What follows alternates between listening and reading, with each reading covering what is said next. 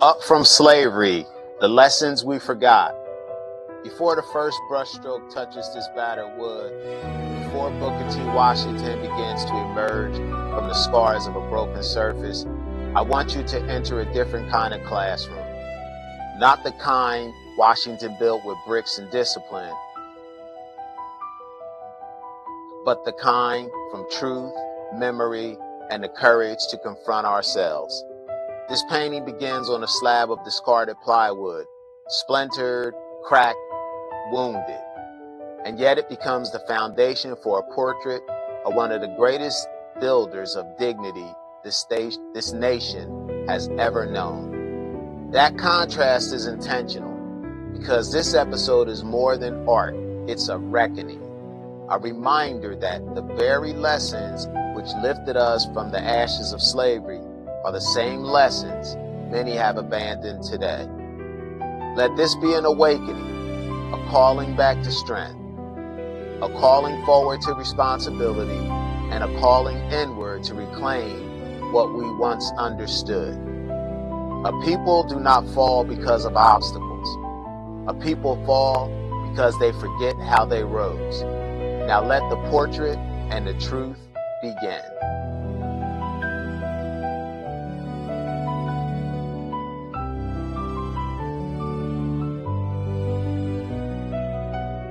As this painting of Booker T. Washington begins taking form on this rough, weathered surface, I want to take you on a deeper journey through his life, through his principles, and through the message he left behind for future generations.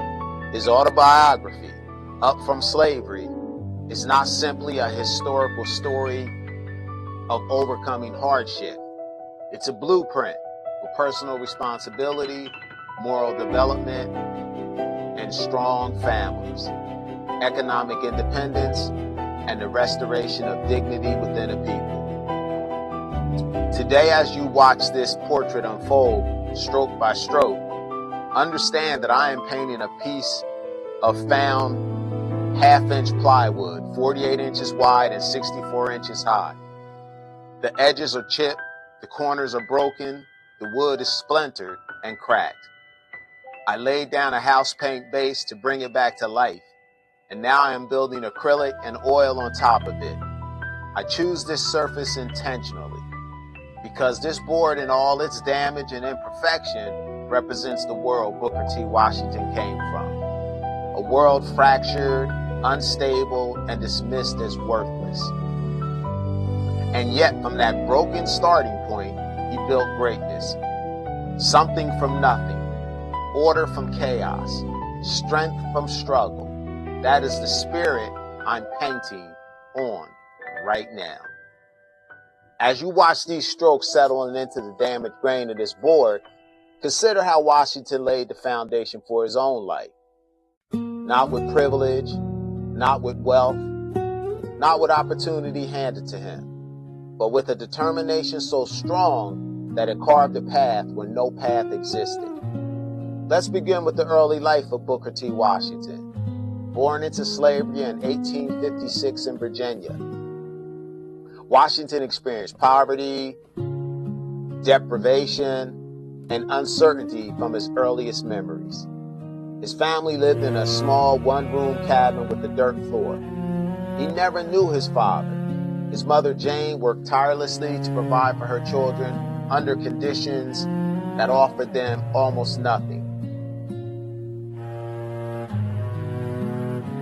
From a young age, Washington developed a sense of discipline and hunger for learning. He watched white children walking to school while he carried heavy loads of salt through the mines and fields. He wrote about longing not just for freedom, but for education, because he believed learning would unlock the door to a new life. This cracked plywood, with all its flaws, symbolizes that beginning. A rough foundation, a surface the world would normally throw away. But Washington knew that even broken beginnings can produce brilliance when shaped with purpose. After emancipation, Washington's family moved to Malden, West Virginia. Still poor and still struggling, he took any job he could, sweeping floors, working in salt furnaces, carrying loads, cleaning rooms. But even then, he refused to let hardship define him. He believed every task, no matter how small, deserved excellence. In Up From Slavery, he recalls cleaning the classroom so thoroughly that the teacher inspected every corner, running her hand across the top of a door frame. Washington had cleaned it perfectly. That moment shaped his philosophy. Dignity is earned through effort, discipline, and pride in one's work. As the midtones build in this portrait, as paint fills the cracks of this board, just like discipline filled the cracks of his childhood, consider how Washington built the foundation of the Black community through Tuskegee Institute. He traveled more than 500 miles on foot to reach Hampton Institute. He arrived dirty, hungry, and exhausted, but proved himself worthy through action. At Hampton, he learned not only academic subjects, but values, cleanliness, order, and punctuality, responsibility, character. These became the core of his teachings. When he was selected to lead a small school in Tuskegee, Alabama, there was no building, no staff, and no resources. But he refused to complain, blame, or wait for someone else to save the situation. He believed in building from the ground up. So he and his students made the bricks with their own hands, fired them, stacked them, and raised the school from the earth. Building a campus physically built their character, mentally, and morally. As I paint the form of his face across the battered surface, think about the form he gave to the Black community. A sense of identity rooted in responsibility, craftsmanship, and pride. He believed that a community cannot rise if it abandons its values. He argued that a people rise through education, a people rise through discipline, a people rise through unity, a people rise through strong families, a people rise through moral character, a people rise through economic independence. These were not theories, they were survival tools. One of the major themes in Up From Slavery is the dignity of labor. Washington believed that when a person works with excellence, the work itself elevates them. He rejected the idea that manual labor was degrading. Instead, he taught the skill and craftsmanship were paths towards independence. He encouraged Black Americans to become builders, carpenters, farmers, business owners, teachers, and artisans. People who could sustain families and strengthen communities. But today, many of those values have weakened. Trades once respected and passed down have been lost. Craftsmanship has been replaced with shortcuts. Too many young people chase fame instead of skill, attention instead of discipline, quick rewards instead of long-term development. Washington warned that a community cannot survive on image alone. It must have substance. As I refine the shadows in this portrait, notice how those shadows fall into the cracks of this wood. The same way shadows of confusion have fallen over many parts of our community today. Not because of outside forces alone, but because of intense internal collapse. Collapse of standards, collapse of discipline, collapse of family, and a collapse of unity. One of the most painful issues Washington would challenge today is the breakdown of the family structure. He believed the strength of a race begins in the home. During slavery, families were ripped apart. After emancipation, Black families fought to rebuild that foundation. But today, many communities suffer from high rates of single-parent households and absent fathers.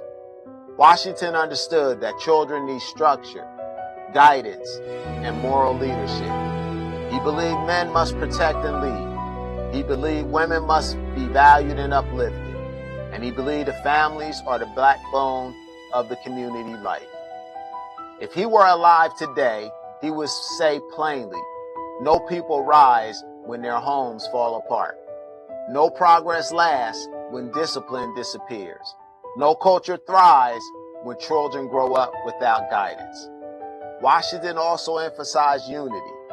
Today, the Black community faces division across politics, gender, generations, values, and even identity. Washington would urge us to return to cooperation. He would remind us that the personal agendas must not overshadow the collective progress.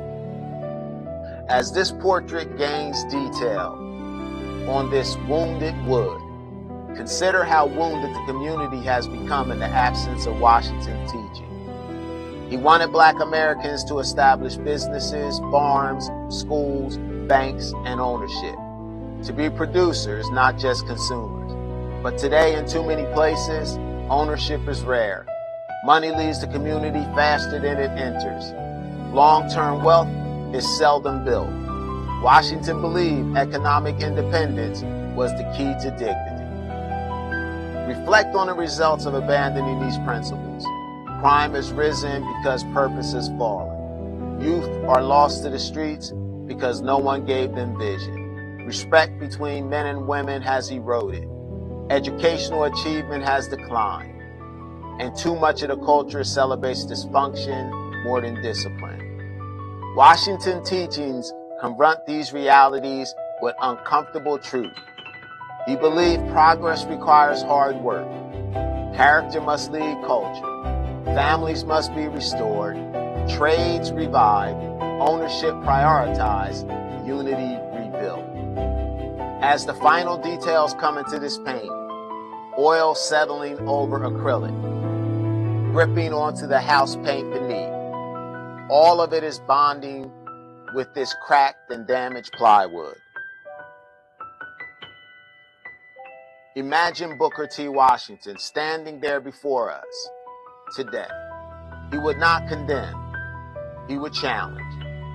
He would remind us that rising is a choice. He would say we must rise from the brokenness to strength, from division to unity, from dependency to ownership, from moral confusion to clarity. He would say the blueprint is already written and up from slavery. All we have to do is follow it. Washington once said, success is to be measured not so much by the position one has reached in life as by the obstacles one has overcome. Today our obstacles look different, but the answers remain the same. Discipline, dignity, unity, responsibility, skill, craftsmanship, ownership, and moral strength. As this portrait reaches completion, let it be more than an image. Let it be a reminder of what is possible when the people commit to rising. Booker T. Washington rose from the lowest position imaginable, and he lifted others with him. The question now is whether we will rise with the same strength, the same discipline, and the same determination.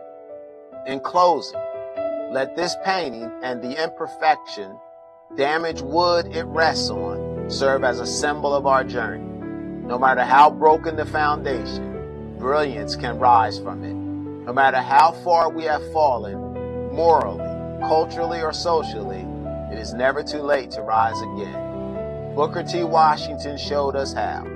Now it is our turn to walk that path.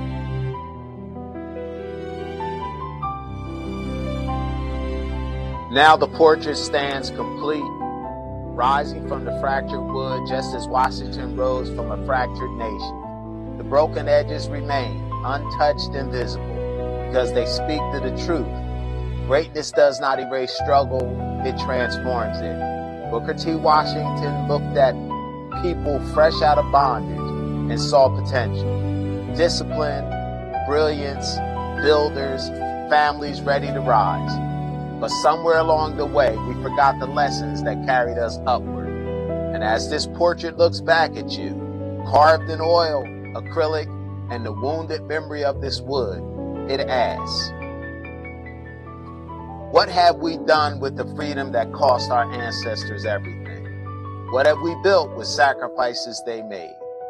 What principles have we abandoned, and at what price?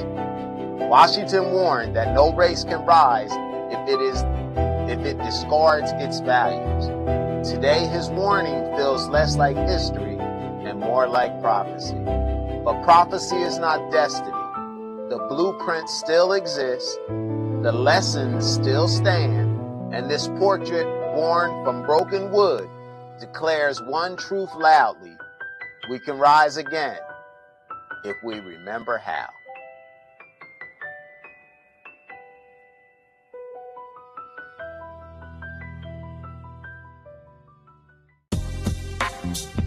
Thank you for joining me today on the KJL Podcast Channel.